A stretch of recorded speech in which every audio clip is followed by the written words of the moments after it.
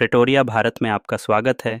11 दिसंबर 2025 को जज नेपोलिटानो की जजिंग फ्रीडम में प्रसारित हुई एक बातचीत ने ऐसा महसूस कराया जैसे यह एक इंटरव्यू नहीं, बल्कि साम्राज्य के इंजन रूम से आई कोई फुसफुसाती चेतावनी हो।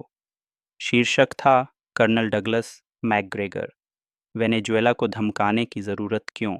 और इसने वह सब खोल कर रख दिया जो सतह पर दिखाई नहीं देता।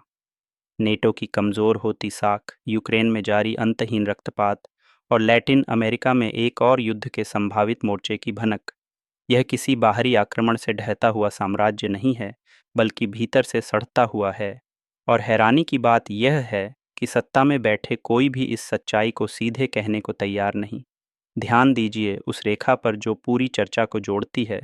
वे संस्थान जो बीते युग के लिए बनाए गए थे, अब केवल दिखावे और दाताओं की धनवर्षा के सहारे खड़े हैं, न कि किसी रणनीतिक आवश्यकता के कारण।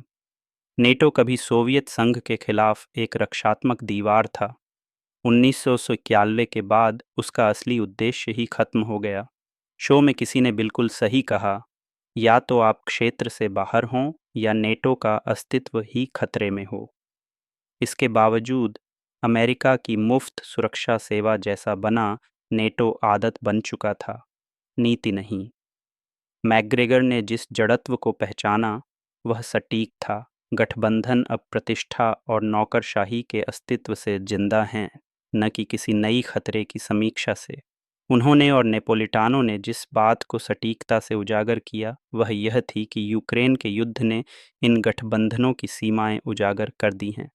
कोई औपचारिक संधि अमेरिका को खींचकर युद्ध में नहीं ला पाई। कोई योजना नहीं थी एक ऐसे देश को शामिल करने की जो एक परमाणु शक्ति से लड़ रहा है। और यूरोपीय जनता व उनकी सरकारें महंगाई और राजनीतिक दबाव से जूझ रही हैं। यह एक बड़ी बीमारी का लक्षण है। दाताओं द्वारा संचालित नीति निर्माण। बातचीत में एक परिचित पैटर्न सामने आया। ताकतवर डोनर्स न केवल नीतियों की दिशा तय करते हैं, बल्कि यह भी कि कौन उन्हें लागू करेगा। स्कॉट रिटर जैसे विश्लेषकों द्वारा उठाया गया यह दावा कि बड़ी पूंजी तय करती है किसे नियुक्त किया जाए और किस दिशा में रणनीति बनाई जाए, इसे हम षड्यंत्र नहीं कह सकते। यह अमेरिकी राजनीति की एक ढांचागत सच्चाई है। युद्ध तब तक चलते हैं जब तक उनसे मुनाफा होता रहे। कोई सैन्य ठेका, कोई राजनीतिक फंडिंग, कोई राष्ट्रीय सुरक्षा का पर्दा, पर लाभांश बाजार में खूब बंटता है। और इस तरह की प्रणाली रणनीति को एक उत्पाद बना देती है, न कि ज़रूरत आधारित नीति। वित्तीय सच्चाई। हमारे मेहमान ने 48 ट्रिलियन सार्वजनिक कर्ज और वह रक्षा नीति गिनवाई जो हर दिन $1 अरब झोंक देती है। साम्राज्य ज़्यादा देर तक कर्जदार राज्य नहीं रह सकते। पॉल कैनेडी का वह सबक यहाँ एकदम फिट बैठता है। यही इस पूरी चर्चा की धार है। साम्राज्य को बनाए रखना असंभव हो चला है क्योंकि खजाना अब इन पुरानी योजनाओं को खुलेआम धन नहीं दे सकता। लेकिन इसके साथ एक बात पर गहराई से चर्चा नहीं हो पाई। विकल्प क्या हैं? धमकी की जगह कूटनीति को प्राथमिकता कैसे दें? घरेलू मजबूती को विदेश नीति का आधार कैसे बनाएं, ताकि वह चंद अमीरों के चंदे से नहीं, जनता की लोकतांत्रिक सहमति से संचालित हो। अब आते हैं वेनेजुएला पर चेतावनी की मुख्य ताल।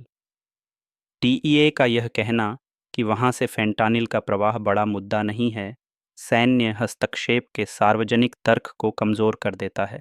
जिस जहाज को पकड़ा गया उसे नेपोलिटानो ने समुद्री डकैती करार दिया, और यही वह कदम होता है जो कानून व्यवस्था से सैनिक टकराव तक ले जाता है। वियतनाम की याद दिलाने वाली तुलना सटीक और भयावह थी। शुरुआती घुसपैठ बिना विरोध के हुई, फिर सवाल उठता है अब हमसे क्या करवाना है, और धीरे धीरे रणनीति दलदल में फंस जाती है। यह पैटर्न बार बार दोहराया जा रहा है। लक्ष्य अस्पष्ट, प्रवेश आत्मविश्वासी और अंतहीन कब्जा। अगर मकसद सिर्फ सत्ता परिवर्तन है, तेल, खनिज या फिर प्रभाव पाने के लिए, तो फिर से पूछिए किसे लाभ होगा और किसे इसकी मानवीय और आर्थिक कीमत चुकानी होगी। और यह चुप्पी कौन बनाए रखता है? खुफिया एजेंसियां, असफल ऑपरेशनों की फाइलें और वही संस्थान जो पहले भी दखल देने की लत में फंसे हुए हैं। आखिरकार राजनीति का केंद्र अब खिसक चुका है। सार्वजनिक सर्वेक्षण बताते हैं कि नई सैन्य घुसपैठों के लिए जन समर्थन बहुत कमजोर हो चुका है। लोकतांत्रिक वैधता रोज छीजती जा रही है। इसका समाधान अलगाववाद नहीं, बल्कि यथार्थवादी सोच है। राष्ट्रपति द्वारा ईमानदारी से राष्ट्र को संबोधन, सेना और युद्ध नीति पर पारदर्शी बहस, और वह पैसा रोकना जो युद्ध को मुनाफे का धंधा बनाता है। साम्राज्य कभी एक युद्ध में हार कर नहीं ढहते। वे टूटते हैं जब बिल चुकाने की ताकत नहीं बचती, जब पुराने सबक भुला दिए जाते हैं। प्रवाजी तथा तिस्ती एक और तेईसी आए जब राजनीति कुछ खास के हाथों पूरी तरह कैद हो जाती है। हमारे पास कैनेडी की चेतावनी है, हम पर कर्ज का गणित साफ है, और हमारे जहन में वियतनाम की गूंज फिर लौटी है। अब वही ज़रूरी सवाल है, नागरिकों के लिए भी और नेताओं के लिए भी, क्या हम ऐसी रणनीति पर जोर देंगे जो गणराज्य के हित में हो, या फिर एक ऐसे साम्राज्य को धन देते रहेंगे जो अपनी सीमा पार कर चुका है? साम्राज्य बंदूकों से नहीं, उधार के बकाया और भुलाए गए सबकों से ढहते हैं।